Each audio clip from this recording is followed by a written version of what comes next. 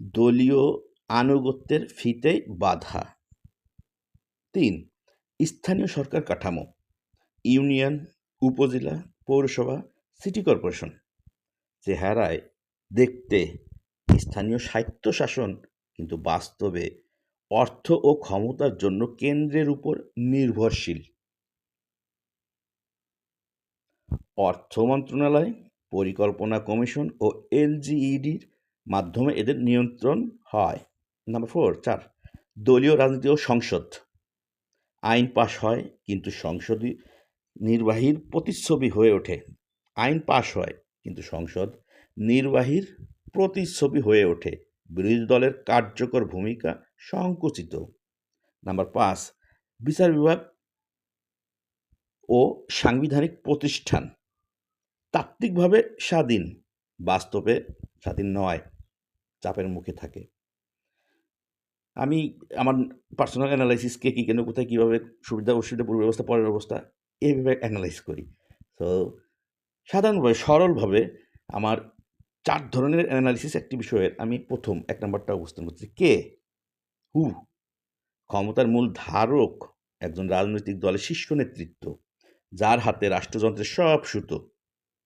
স্থানীয় পর্যায়ে সেই দলের মনোনীত প্রতিনিধিরা হোক নির্বাচিত মেয়র নাকি প্রশাসক হিসেবে বসানো ব্যক্তি।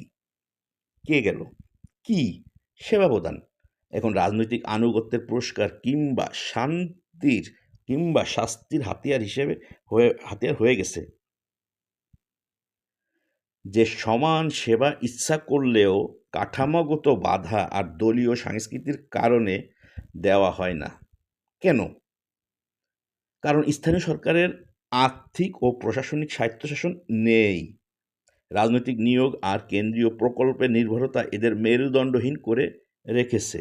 কোথায়? শহর থেকে গ্রামে, সবখানে একই ছবি।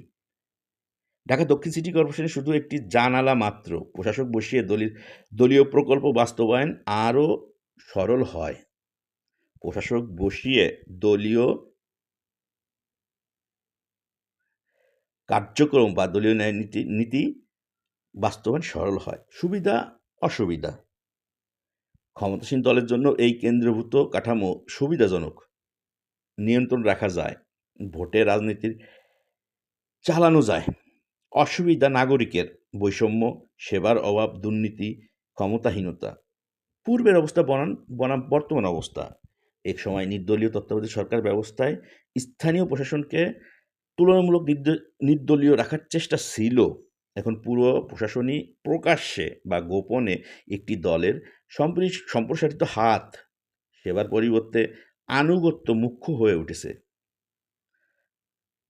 ইন এ নাটশেল বলতে গেলে বাংলাদেশকে কেউ এককভাবে শাসন করে না, বরং একটি রাজনৈতিক আমলাতান্ত্রিক যৌথ কাঠামো জনগণের ভাগ্য নির্ধারণ করে, যেখানে জনগণের সরাসরি জবাবদিহি প্রায় নেই।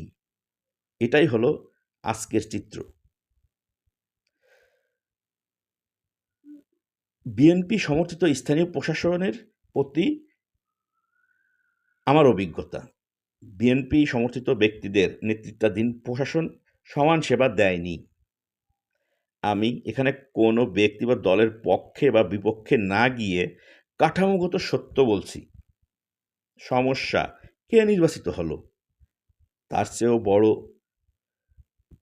সেটি হলো স্থানীয় সরকার ব্যবস্থাই দলীয় স্বার্থ চরিতার্থ করার যন্ত্রে পরিণত হয়েছে।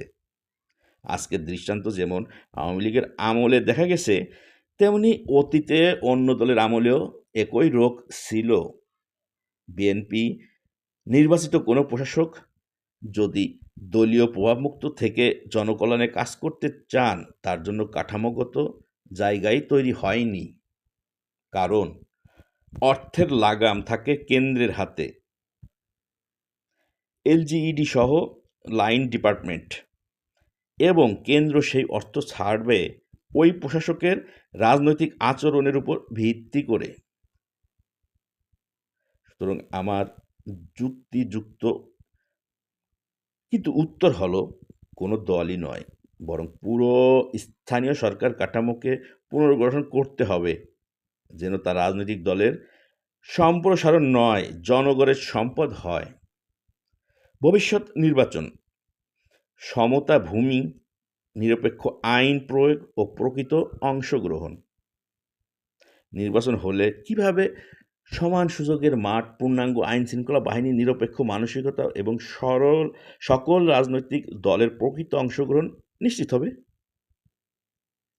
এটি একটি আসলে জটিল, তবে অসম্ভব নয়। কয়েকটি স্তম্ভ উপর দাঁড়িয়ে আমি আমার মতো করে একটা পরামর্শ আমি বলি, সেটা হচ্ছে ১. সর্বদলীয় ঐক্যমতে একটি নির্দলীয় তত্ত্বাবধায়ক এবং অথবা অন্তর্বর্তীকালীন সরকার। ইতিহাস বলে যে সরকারের অধীনে নির্বাচন সে সরকারের পক্ষে পুরোপুরি নিরপেক্ষ ভূমিকা সম্ভব নয়। তাই নির্বাচন পূর্ব সময়ের জন্য এমন একটি নিরপেক্ষ কাঠামো দরকার যা সব দলের আস্থা পাবে। সেটির নামে যাই হোক, অন্তর্বর্তী হোক, তত্ত্বাবধায়ক হোক, যাই হোক, মন্ত্রিসভায় প্রশ্নবিদ্ধ ব্যক্তি থাকা যাবে না। মন্ত্রিসভায় প্রশ্নবিদ্ধ ব্যক্তি থাকা যাবে না। প্রশাসনের সব নিয়ন্ত্রণ এই সরকারের হাতে থাকবে নির্বাচনকাল পর্যন্ত। ২. নির্বাচন কমিশনকে সত্যিকার অর্থে স্বাধীন করা। ক্ষমতা শুধু সংবিধানে লেখা থাকলেই স্বাধীনতা আসে না। প্রধান নির্বাচন কমিশনারদের নিয়োগে একটি স্বচ্ছ ও সর্বসম্মত প্রক্রিয়া, নির্বাচনী বিধি লঙ্ঘনের জন্য দৃষ্টান্তমূলক শাস্তির ব্যবস্থা এবং পুলিশ প্রশাসনের উপর ইসির সার্বভৌম নিয়ন্ত্রণ নিশ্চিত করতে হবে। ৩. আইন শৃঙ্খলা বাহিনী, রাজনৈতিক প্রভাবমুক্ত করার রোডম্যাপ, পুলিশ, র্যাব, বিজিবি নির্বাচনকালে এদের সম্পূর্ণ ইসির অধীনে করতে হবে। পোস্টিং, বদলি ও কর্মকর্তাদের বাড়তি লোভ ভীতি থেকে সুরক্ষা দিতে একটি স্বতন্ত্র নির্বাচনী নিরাপত্তা ইউনিট গঠন করা যেতে পারে, যাতে থাকবে সব বাহিনীর প্রতিনিধি, কিন্তু কমান্ড কাঠামো নিরপেক্ষ।